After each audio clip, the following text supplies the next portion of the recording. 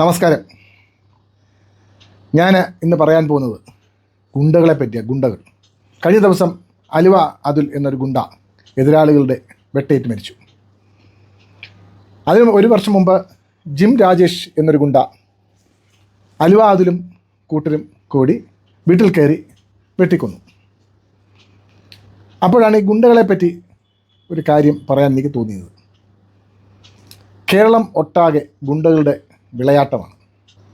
അത് കാലാകാലങ്ങളിലായിട്ട് ഗുണ്ടകളുണ്ട്. പക്ഷേ ഗുണ്ട വിളയാട്ടം ഏറ്റവും കൂടുതൽ പ്രബലമായത് LDF ഭരണം വന്ന ശേഷമാണ്. LDFകാർക്ക് ഗുണ്ടകളുടെ ആവശ്യമുണ്ട്. ഏറ്റവും കൂടുതൽ ഗുണ്ടകളെ പ്രൊമോട്ട് ചെയ്തത് LDF തന്നെയാണ്.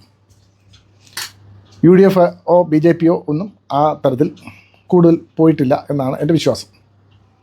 എന്തുമാട്ടെ, ഗുണ്ടകൾ 3 തരത്തിലുണ്ട്. ഈ ഗുണ്ടകൾ എന്ന് പറയുന്നത് തന്നെ അതിൻ്റെ അർത്ഥം കാശോ മറ്റെന്തെങ്കിലുമോ സ്വീകരിച്ചുകൊണ്ട് മറ്റൊരാളെ ഉപദ്രവിക്കാൻ പോകുന്ന ആൾക്കാരാണ് ഗുണ്ടകൾ. കൂലിത്തല്ലുകാർ എന്ന് പറയാം. ഗുണ്ടകൾ എന്ന് പറയുമ്പോൾ നമുക്ക് വലിയ ഹീറോ പരിവേഷം, വലിയ ഡെക്കറേഷനൊക്കെ വെച്ച് എല്ലാവരും പറയുന്നതാണ് ഗുണ്ടകൾ വലിയ സ്റ്റാർ പരിവേഷമാണ്. അല്ല, ആ സ്റ്റാർ പരിവേഷമൊന്നും വേണ്ട. വെറും നീചന്മാരായ വർഗമാണ് ഗുണ്ടകൾ. അവർ മറ്റുള്ളവരിൽ നിന്നും പണം കൈപ്പറ്റി മറ്റുള്ളവരെ ഉപദ്രവിക്കുക. ഒരു പാരൽ സംവിധാനം ഗുണ്ടകൾ ഇപ്പോൾ കേരളത്തിൽ ഉണ്ടാക്കി വെച്ചിട്ടുണ്ട്. ഒരു അഡ്വക്കേറ്റ് എന്ന നിലയിൽ എനിക്ക് ഒത്തിരിയേറെ ഗുണ്ടകളെ അറിയാം, ഗുണ്ടാ സംഘങ്ങളെ അറിയാം, പറഞ്ഞു കേട്ടുള്ള അറിവുമുണ്ട്. ഗുണ്ടകൾ 3 തരമാണ്. ഒന്ന്, കാശ് വാങ്ങിച്ച് മറ്റുള്ളവരെ ഉപദ്രവിക്കാൻ പോകുന്ന കൂലി ഗുണ്ടകൾ. 2, രാഷ്ട്രീയത്തിന് വേണ്ടി രാഷ്ട്രീയ ഗുണ്ടകൾ, രാഷ്ട്രീയക്കാർ രാഷ്ട്രീയ പകപോക്കലിന് വേണ്ടി ഉപയോഗിക്കുന്ന ഗുണ്ടകൾ. 3, മത ടെററിസ്റ്റ് ഗുണ്ടകൾ. അത് മതത്തിന് വേണ്ടി കൊല്ലാനും ചാവാനും നടക്കുന്ന ഗുണ്ടകൾ. ഇവരൊക്കെ അവരവരുടെ സ്വന്തം കാര്യത്തിന് വേണ്ടിയല്ല ഗുണ്ടായിസം നടത്തുന്നത്, മറ്റുള്ളവർക്ക് വേണ്ടി ചെയ്യുന്ന ഹീനപ്രവൃത്തിയാണ്. എങ്ങനെയാണ് ഈ ഗുണ്ടകൾ ഉണ്ടാകുന്നത്? ദാരിദ്ര്യത്തിൽ നിന്നും ഉണ്ടാകുന്നതല്ല ഗുണ്ടായിസം. സുഖഭോഗങ്ങൾക്ക് വേണ്ടിയാണ് ഗുണ്ടായിസത്തിന് പോകുന്നത്. വലിയ അധ്വാനമില്ലാതെ പണം കയ്യിൽ വരിക, അത് ധാരാളിച്ച് ചെലവാക്കുക, അങ്ങനെ സുഖഭോഗങ്ങൾ അനുഭവിക്കാൻ വേണ്ടിയാണ് ഗുണ്ടകൾ ജനിക്കുന്നത്. ഒരു കൂട്ടം ചെറുപ്പക്കാർ ഈ ഗുണ്ടായിസത്തിൽ ചെന്നെത്തുന്നത് 1, ഇതുപോലെ പണത്തിന് വേണ്ടി, 2, മയക്കുമരുന്നിന് വേണ്ടി. പല ചെറുപ്പക്കാർക്കും ഈ ഗുണ്ടകളെ വലിയ വീരപരിവേഷം കണ്ടുകൊണ്ട് ഗുണ്ടായിസത്തിലേക്ക് പോകുന്നവരുണ്ട്. ഓരോരുത്തർ മരടനീഷ്, തമ്മനം ഷാജി, അലുവ അതുൽ, പിന്നെ ബ്ലാക്ക് വിഷ്ണു, പിന്നെ ജിം രാജേഷ് എന്നൊക്കെ പേരിൽ ഗുണ്ടകൾ. ഇപ്പോൾ 1-2 ഗുണ്ടകൾ കഴിഞ്ഞിടയ്ക്ക് കൊല്ലപ്പെട്ടു. ഇതൊക്കെ കേൾക്കുമ്പോൾ ആ ഗുണ്ടായിസത്തിൻ്റെ ആ ഒരു പ്രബലത, ആ ഒരു സ്റ്റാർ പരിവേഷം നൽകി നമ്മൾ അവരെ ആരാധിക്കുന്നു. വല്ല അർത്ഥവുമുണ്ടോ ഈ ആരാധനയിൽ? ഗുണ്ടകൾ വെറും നീചന്മാരാണ്, ഒരു മനസ്സാക്ഷിയും ഇല്ലാത്തവരാണ്. മനസ്സാക്ഷി ഒരു ഗുണ്ടയ്ക്കും ഉണ്ടാവില്ല. മനസ്സാക്ഷി കൊണ്ട് ഗുണ്ടായിസം പറ്റില്ല. അതായത് നമുക്ക് വേണ്ടിയോ നമ്മുടെ അടുപ്പത്തിലുള്ള ആൾക്കാർക്ക് വേണ്ടിയോ ഒക്കെ ന്യായമായ കാര്യങ്ങളിൽ ഇടപെടുന്നത് ഒരിക്കലും ഗുണ്ടായിസമാണില്ല. അത് റൗഡിസം എന്നൊക്കെ പറയണമെങ്കിൽ ഇതല്ല. ഒരാൾ കൊണ്ട് പൈസ കൊടുക്കുന്നു, ഒരാളെ പോയി വെട്ടുന്നു, കൊല്ലുന്നു, പൈസയുടെ വലിപ്പം അനുസരിച്ച് ഓരോന്ന് ചെയ്യുന്നു. കേരളത്തിൽ ഇപ്പോൾ 1 ലക്ഷം രൂപ മുടക്കിയാൽ ഒരാളുടെ കാലോ കയ്യോ വെട്ടിക്കളയാൻ ഉള്ള ഗുണ്ടകൾ ധാരാളമുണ്ട്. വെറും 1 ലക്ഷം രൂപ, 50,000 മുതൽ 1 ലക്ഷം രൂപ വരെ കൊല്ലാനും ഗുണ്ടകളുണ്ട്. നമ്മുടെ ഒന്നും ജീവിതം ഈ കേരളത്തിൽ സുരക്ഷിതമല്ല, അതാണ് സത്യം. ഒരാൾ 1 ലക്ഷം രൂപ മുടക്കിയാൽ നാളെ ഞാനോ നിങ്ങളോ 2 കാലം നടക്കുമെന്ന് പ്രതീക്ഷിക്കേണ്ട. അത്തരത്തിൽ കേരളം അധപ്പതിച്ചു. മരട് അനീഷ് എന്നൊരു ഗുണ്ട, അയാളുടെ വീഡിയോ പലവട്ടം ഞാൻ കണ്ടിട്ടുണ്ട്. അയാൾ എന്തൊക്കെയോ വലിയ നിലയിൽ നിൽക്കുന്നു എന്നുള്ള രീതിയിൽ അയാൾ പറയുന്നത്. അയാളുടെ ഹീറോയിസം, എന്ത് ഹീറോയിസമാണ് ഇതിലുള്ളത്?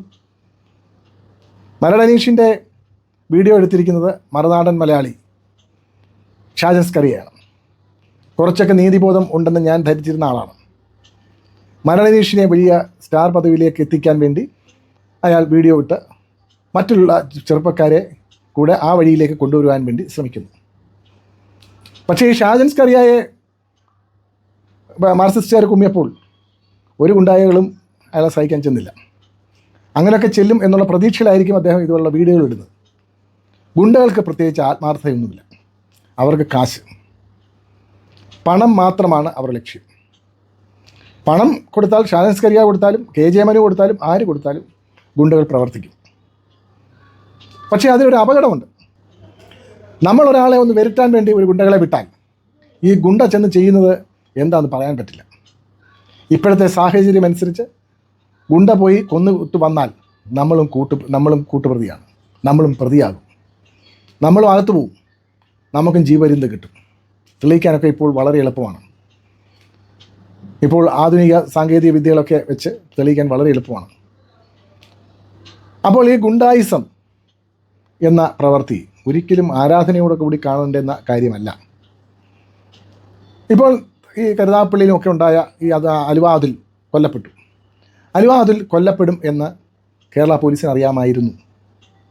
സംശയമൊന്നും വേണ്ട, കേരള പോലീസ് മോശമല്ല. കേരള പോലീസിന് അറിയാമായിരുന്നു. വേണമെങ്കിൽ അയാൾക്ക് പ്രൊട്ടക്ഷൻ കൊടുക്കാമായിരുന്നു, വേണമെങ്കിൽ അയാൾക്ക് ഡയറക്ഷൻ കൊടുക്കാമായിരുന്നു. കൊടുക്കാതിരുന്നതിന് കാരണം ഉണ്ടാകും എന്ന് ഞാൻ പറഞ്ഞു, ഉണ്ടാകാം. ഓരോ ഗുണ്ടയും അകത്തായാലും പുറത്തായാലും അപകടകാരികൾ തന്നെയാണ്. അകത്തിരുന്ന് അവൻ ഗുണ്ടാപ്പണിക്ക് ഡയറക്ഷൻ കൊടുക്കും, ഗുണ്ടാ നേതൃത്വം കൊടുക്കും. നമ്മൾ കാണുന്നതാണ് കൊടിസുനിയൊക്കെ ജയിലിനകത്ത് കിടന്ന് തന്നെ കൊട്ടേഷൻ സ്വീകരിക്കുന്നത്, കൊട്ടേഷൻ സംഘം. അപ്പോൾ ഇവൻ ജീവിച്ചിരുന്നാൽ തന്നെ ഈ സമൂഹത്തിന് ആപത്താണ്. അപ്പോൾ പോലീസ് കണ്ണടച്ചു. പോലീസ് കണ്ണടക്കിയേ നിവൃത്തിയുള്ളൂ. മുംബൈയിലുമൊക്കെ തന്നെ പല ഗ്യാങ്ങുകൾ തമ്മിൽ അങ്ങോട്ടും ഇങ്ങോട്ടും തല്ലി ചാവാൻ വേണ്ടി പോലീസ് സപ്പോർട്ട് ചെയ്തിട്ടുണ്ട്. എൻകൗണ്ടേഴ്സ് അല്ലാതെ തന്നെ പോലീസ് സപ്പോർട്ട് ചെയ്ത് ഒരു ഗ്യാങ്ങിനെ പിടിച്ച് കൊല്ലിക്കുകയും കൊലപ്പെടുത്തുകയും ഒക്കെ ചെയ്യുന്ന ചരിത്രമുണ്ട്. അതുതന്നെ ആയിരിക്കാം ഇവിടെ പോലീസ് ചെയ്തത്. എന്തായാലും അതൊട്ടും മോശമായ ഒരു പ്രവൃത്തിയാണെന്ന് ഞാൻ പറയുന്നില്ല. ചിലരൊക്കെ കൊല്ലപ്പെടേണ്ടത് ഈ സമൂഹത്തിൻ്റെ ആവശ്യമാണ്. ഒരു ഗുണ്ടാരാജ് ഈ നാട്ടിലുണ്ടായാൽ സാധാരണക്കാർക്ക് ഇവിടെ ജീവിക്കാൻ പറ്റാത്ത അവസ്ഥ വരും. ഗുണ്ടാരാജ് അപകടകരമാണ്. പോലീസ് അല്പസ്വല്പം തല്ലി അടിക്കുകയോ ഇടിക്കുകയൊക്കെ ചെയ്താലും അവർക്ക് നിയമത്തിൻ്റെ പരിധിയിൽ നിന്നേ ചെയ്യാൻ പറ്റും. ഗുണ്ടകൾക്ക് എന്തും ചെയ്യാം, എത്ര ഹീനപ്രവൃത്തിയും ചെയ്യാം. അവനൊന്നും അത് തടസ്സമല്ല. ഈ ഗുണ്ടാ പരിവേഷം നൽകി മാധ്യമങ്ങൾ ഓരോരുത്തരെ വളർത്തിയെടുക്കുന്നത് വളരെ ദൗർഭാഗ്യകരമാണ്. ഗുണ്ടകൾ എന്തൊക്കെയാണെന്നുള്ളതും ഗുണ്ടകളുടെ ഫോട്ടോകൾ, അവരുടെ റീലുകൾ, ഇതൊക്കെ കാണാൻ ചെറുപ്പക്കാർ ധാരാളമുണ്ട്. ചെറുപ്പക്കാരൊക്കെ ഇത് കണ്ട് ആവേശം മൂത്ത് ഈ വഴിയിലേക്ക് പോകുന്നു. അവൻ ചെയ്യുന്ന പ്രവൃത്തി എന്താണെന്ന് നിങ്ങൾ ഓർക്കുക. ഒരു പരിചയമില്ലാത്ത മനുഷ്യരെ, ഒരു ശത്രുതയില്ലാത്ത മനുഷ്യരെ കാശ് വാങ്ങി പോയി വെട്ടുക, കൊല്ലുക. എന്ത് ഹീനപ്രവൃത്തിയാണ്, എന്ത് അധർമ്മമാണ് എന്നോർത്ത് നോക്കുക. പിന്നെ നമ്മൾ വിചാരിക്കും ഒരു ഗുണ്ടാ സംഘം 10,000 10,000 പേരും ഒന്നും ഉള്ളവരല്ല ഗുണ്ടാ സംഘങ്ങൾ. കൂടി വന്നാൽ 10-20 പേര് കാണും. അപ്പോൾ എങ്ങനെയാണ് ഈ ഗുണ്ടാ സംഘത്തിൻ്റെ ശൃംഖല? ഓരോ സ്ഥലത്ത് ഓരോ ഗുണ്ടാ സംഘങ്ങളുണ്ട്, അതിന് നേതാക്കന്മാരുണ്ട്. ഇപ്പോൾ ഞാനിവിടെ ഒരു ഗുണ്ടാ നേതാവാണെങ്കിൽ, ഞാൻ കൊല്ലത്ത് എനിക്കൊരു ആവശ്യമുണ്ട്, അവിടെ ഒരു ഗുണ്ടാ നേതാവുണ്ട്. അവരെ വിളിക്കും, കൊട്ടേഷൻ കൊടുക്കും, അവരത് ഏറ്റെടുക്കും, ഇത്ര രൂപ കമ്മീഷൻ, ആ കൊട്ടേഷൻ ചെയ്യും. അങ്ങനെ ഒരു ശൃംഖലയാണ്, പടർന്നു കിടക്കുന്ന ഒരു ശൃംഖല. പല ഗുണ്ടാ സംഘങ്ങൾക്കും അവരുടെ അണികളെ തീറ്റിപ്പോറ്റാൻ വളരെ ബുദ്ധിമുട്ടേണ്ടതായിട്ടുണ്ട്. എന്തുമെന്നും ഒന്നും കൊട്ടേഷൻ കിട്ടത്തില്ല. ഈ കൊട്ടേഷൻ ഏറ്റെടുക്കുന്ന ഒന്നും സേഫുമല്ല. ചിലപ്പം ജയിലിൽ പോകാം, കൊല്ലപ്പെടാം, ഇതെല്ലാം ചെയ്യാം. അപ്പോൾ ഇവരെ തീറ്റിപ്പോറ്റണം. ഈ തീറ്റിപ്പോറ്റുന്നതിന് വേണ്ടിയാണ് മയക്കുമരുന്ന് ബിസിനസ് പാരലായിട്ട് തന്നെ ചെയ്തു പോകുന്നത്. മയക്കുമരുന്നാകുമ്പോൾ മയക്കുമരുന്ന് വിറ്റുള്ള പണം കൊണ്ട്, ലാഭം കൊണ്ട് ഗുണ്ടാ സംഘങ്ങളിലെ അംഗങ്ങളെ പിടിച്ചു നിർത്താം. ഒത്തിരി ഗുണ്ടകൾ നമ്മുടെ നാട്ടിലുണ്ട്. വളരെ മാന്യമായി ജീവിക്കുന്ന വീട്ടിലെ ചെറുപ്പക്കാർ വരെ ഗുണ്ടാ പണിക്ക് രഹസ്യമായി പോകുന്നതായിട്ട് എനിക്കറിയാം. പലരും അവരിവിടെങ്ങും അല്ല പോകുന്നത്.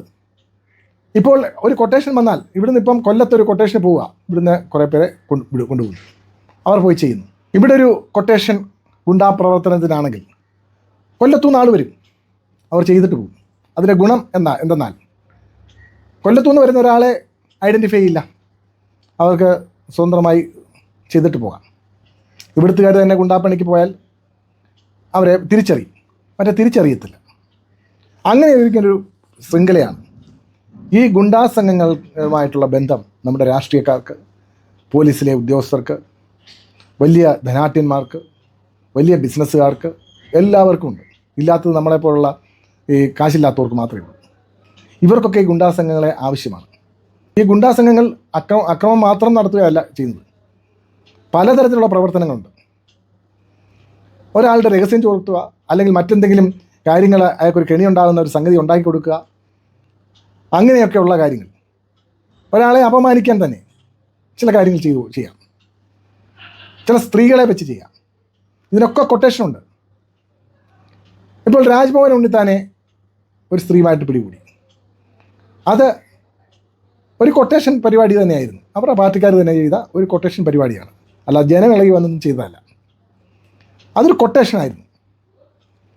രാജ്മോഹൻ ഉണ്ണിത്താൻ സ്ത്രീയുമായിട്ടൊരു വീട്ടിൽ ചെന്നപ്പോൾ ആൾക്കാർ കൂടി. പിന്നെ നാട്ടുകാർ ചുമ്മാ കൂടുക, നാട്ടുകാർ കൂടത്തില്ല. അത് കൊട്ടേഷനാണ്. അതും ഒരു ഗുണ്ടാ പ്രവർത്തനമാണ്. അങ്ങനെ വിവിധ മേഖലകളിൽ ഈ ഗുണ്ടായിസം വ്യാപിച്ചു കിടക്കും. യഥാർത്ഥത്തിൽ ഉത്തർപ്രദേശിലൊക്കെ ചെയ്യുന്നത് പോലെ തന്നെ ചെയ്യണം എന്നാണ് എൻ്റെ അഭിപ്രായം. സാധാരണ ജനത്തിന് ഇവിടെ സ്വസ്ഥമായി ജീവിക്കണമെന്നുണ്ടെങ്കിൽ ഇവിടെ ഗുണ്ടകളുടെ ഈ പ്രവർത്തനത്തിന് തടയിടേണ്ടതായിട്ടുണ്ട്. ചില നിയമങ്ങളൊക്കെ ഉണ്ട്, കാപ്പയൊക്കെ ഉണ്ട്. അതിലൊന്നും കഥയൊന്നുമില്ല. അതൊക്കെ ഏട്ടിലെ പശുവാണ്.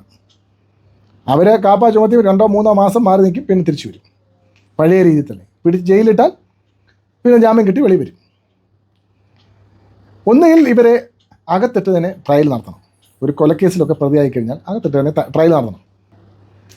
ജിം രാജേഷിനെ കൊലപ്പെടുത്തിയ അൽവ അതിലിനെ ജയിലിലിട്ട് ട്രയൽ നടത്തിയിരുന്നെങ്കിൽ ഈ അതിൽ മരിക്കത്തില്ലായിരുന്നു, ഈ അതിൽ കൊല്ലപ്പെടത്തില്ലായിരുന്നു.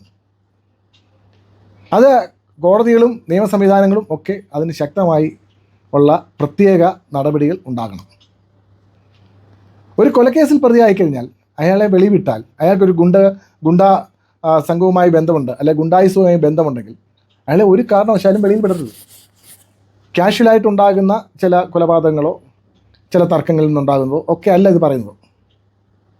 ഇത് ഗുണ്ടായുസം കാണിക്കാൻ വേണ്ടി ചെയ്യുന്ന കൊലപാതകങ്ങൾ, അക്രമ സംഭവങ്ങൾ, അതിലൊക്കെ പ്രതിയാകുന്നവരെ ട്രയൽ നടത്തുന്നത് അകത്തിട്ട് തന്നെ ട്രയൽ നടത്തണം, ജയിലിലിട്ട് തന്നെ ട്രയൽ നടത്തണം. നമ്മുടെ ചില നിയമങ്ങൾക്കൊക്കെ അതിന് പരിമിതികളുണ്ട്. അതൊക്കെ ഒരു സ്റ്റേറ്റ് വിചാരിച്ചാൽ ഓർക്കും ചെയ്യാൻ പറ്റുന്നതേ ഉള്ളൂ. ഇത്തരത്തിൽ ഗുണ്ടകളെ നമ്മുടെ നാട്ടിൽ അഴിഞ്ഞാടാൻ വിട്ടാൽ ഈ നാട് നരകമാവും. സുന്ദരമായ കേരളം നരകമാവും. ഗുണ്ടകൾ പല രീതിയിൽ നമ്മളെ ഭീഷണിപ്പെടുത്തും. ഫോൺ ചെയ്ത്, നേരിൽ വന്ന് ഭീഷണിപ്പെടുത്തി, ആരോടെങ്കിലും പറഞ്ഞ് പറയിപ്പിച്ച്, അങ്ങനെയൊക്കെയുള്ള ഭീഷണികളുണ്ട്. ചില ആൾക്കാർ നമ്മളെ വിളിച്ചിട്ട് ഇങ്ങനെ ഒരു പ്രശ്നമുണ്ട്, ഇന്ന ആളാണ്, ഇന്ന ഗുണ്ടാസംഘത്തിലുള്ള ആൾക്കാർ എന്നെ വിളിച്ചു, വലിയ പ്രശ്നമാണ്, നിങ്ങളെ അപായപ്പെടുത്താൻ സാധ്യതയുണ്ട്. അങ്ങനെയൊക്കെയാണ് ഇവർ ചെയ്യുന്നത്. സാമം, ദാനം, ഭേദം, ദണ്ഡം എന്നൊക്കെ പറയുന്നത് പോലെ തന്നെ ചെറിയ ഭീഷണികൾ, ചെറിയ സംസാരങ്ങൾ ഒക്കെ ഈ ഗുണ്ടായുസത്തിൻ്റെ ഭാഗമാണ്. ചില കേസുകളിൽ, ചില തീരാത്ത കോടതിയിലെ ചില കേസുകൾ, കണ്ടസ്റ്റിംഗ് ആയിട്ടുള്ള കേസുകൾ, ഇപ്പം ഒരാളെ ഉപദ്രവിച്ചൊരു കേസ് അവർ തീർക്കത്തില്ല, വാദിഭാഗം തീർക്കുന്നില്ല, അതിനും ഗുണ്ടായുസമുണ്ട്. എനിക്ക് അനുഭവമുണ്ട്. വാദികളെ ഭീഷണിപ്പെടുത്തുക, അവരെ മറ്റുള്ളവരെ വിട്ട് ഭീഷണിപ്പെടുത്തുക, അവരെ വിഷമവൃത്തത്തിലാക്കുക, അവർക്ക് അപായം വരും എന്നുള്ള ഭയമുണ്ടാക്കുക, അങ്ങനെ കേസ് തീർക്കുക. ഒരിക്കലൊരു കേസിന് ഞാൻ അതിലെ വാദിയെ നന്നായിട്ടൊക്കെ പഠിപ്പിച്ചു കോടതിയിൽ കൊണ്ടുപോയി വിസ്താരത്തിന് തയ്യാറാക്കി. അപ്പോൾ അവർക്ക് ഭീഷണി വന്നു. അവർ പേടിച്ചുകൊണ്ടെന്ന് പറഞ്ഞു, സാറേ ഇത് നടത്തിയാൽ ചിലപ്പോൾ ഞങ്ങളെ അപായപ്പെടുത്തും, വലിയ പ്രശ്നമാണ്, സാറിനെ വരെ അപായപ്പെടുത്തും എന്നാണ് പറയുന്നത്. ഞാൻ പറഞ്ഞു, ഞാനിപ്പോൾ അങ്ങനെ പോകാന്നേ പോട്ടല്ല, ഇപ്പോൾ എന്ത് ചെയ്യാം, എൻ്റെ പണിയാണ്, ഗുണ്ടകളുമായിട്ടൊന്നും പിടിച്ചു നിൽക്കാനുള്ള കഴിവൊന്നും എനിക്കില്ല. പക്ഷേ എൻ്റെ ജോലി ഇതാണ്.